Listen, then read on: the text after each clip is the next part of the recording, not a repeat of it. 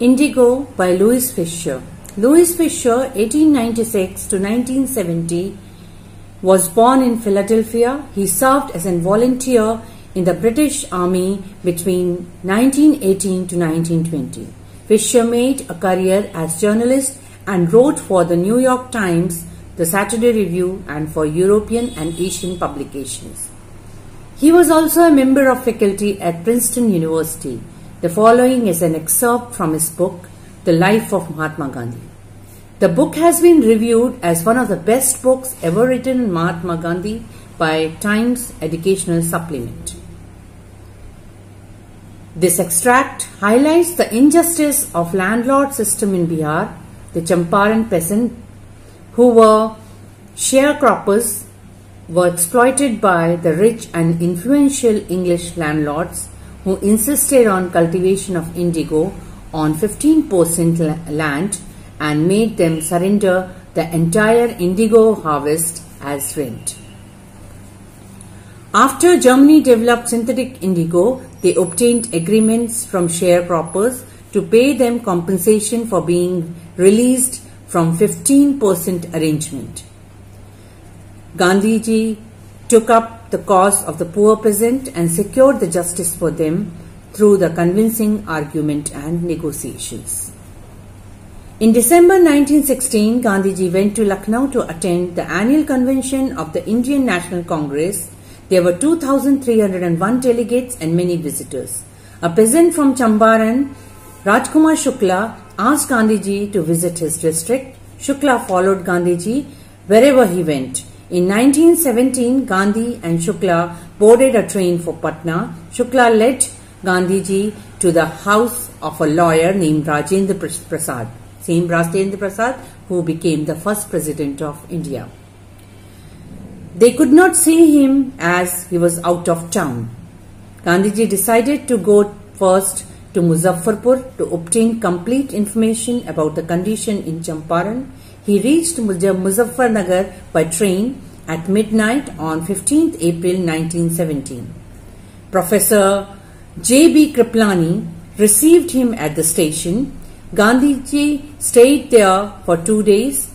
The news of Gandhi's arrival and the nature of his mission spread quickly through the Muzaffarnagar to Champaran. Sharecroppers from Champaran began arriving there.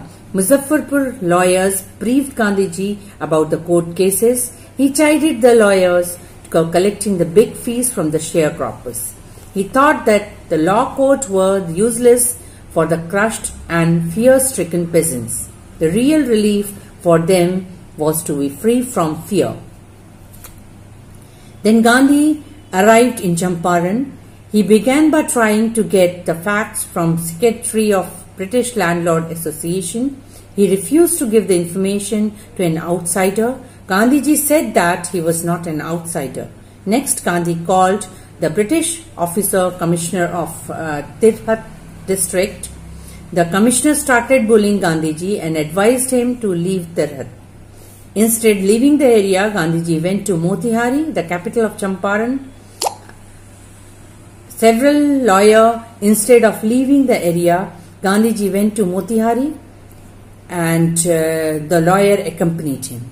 A large crowd of people greeted Gandhiji at railway station. It was the beginning of their liberation from the fear of the British.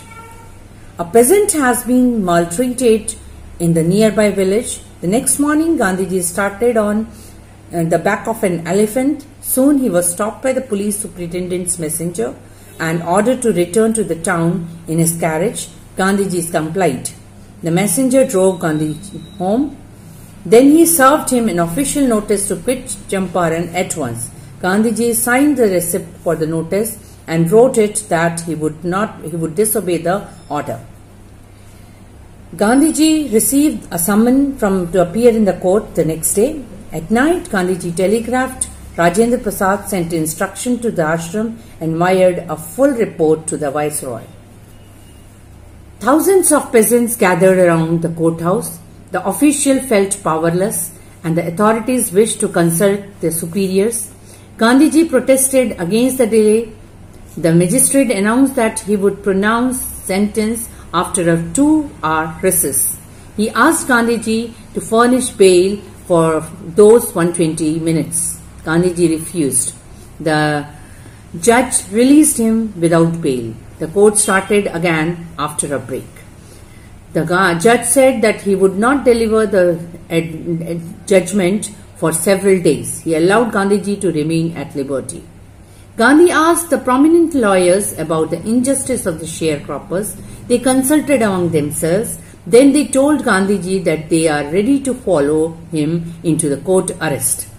After several days, Gandhiji was informed by the magistrate that the case has been dropped. For the first time in modern India, civil obedience has triumphed. Gandhi and lawyer conducted an enquiry into the complaint of peasants. About 10,000 peasants deposed. Documents were collected. Gandhiji was summoned by Sir Edward Gate, the Lieutenant Governor. He met the Lieutenant Governor 4 times. An official commission of enquiry was appointed. Gandhiji remained in Champaran initially for 7 months and then came for several short visits. The official enquiry assembled evidence against the big planters. They agreed in principle to make refund to the peasants. Gandhiji asked only 50%. The representative of planter offered refund up to 25%. Gandhiji agreed. The deadlock was broken. Gandhiji explained the amount of the refund was less important than the fact that landlord has been forced to give some money and their prestige. The peasants now saw that they had right and defenders. He learned courage. Events justified Gandhiji's position. Within few years, the British planters abandoned their estates. These now went back to the peasants. Indigo sharecropping disappeared. Gandhiji wanted to do something to remove the cultural and the social backwardness in Champaran villages. He appealed for teachers. 2 young disciples of Gandhi, Mahadev Desai and Narhari Parekh, and their wives volunteered for the work. Several more came from Bombay, Pune and other distant parts of the land. Devdas, Gandhiji's youngest son, arrived from the ashram and so did Mrs. Gandhi. Primary schools were opened in 6 villages. Kasturba taught the ashram rules on personal cleanliness and community sanitation. Health conditions were miserable. Gandhiji got a doctor to volunteer his services for 6 months. 3 medicines were available: castor oil, quinine and sulfur ointment. Gandhiji noticed that filthy state of women's clothes. One woman told Kasturba that she had only 1 sari.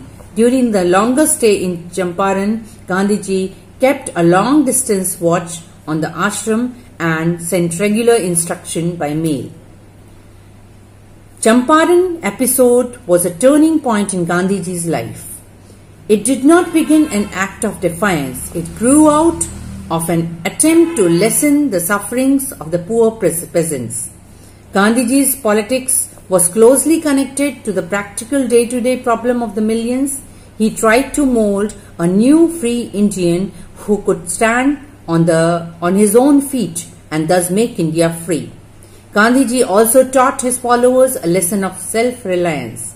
Gandhiji's lawyer friends thought that it would be a good idea for Charles Free Andrews, the English pacifist, to stay in Champaran and help them. Andrew was willing if Gandhiji agreed, but Gandhiji opposed it forcefully, and he said that this cause is just and you must rely upon yourselves to win the battle. Thus, self-reliance, Indian independence and help of sharecroppers were all bound together.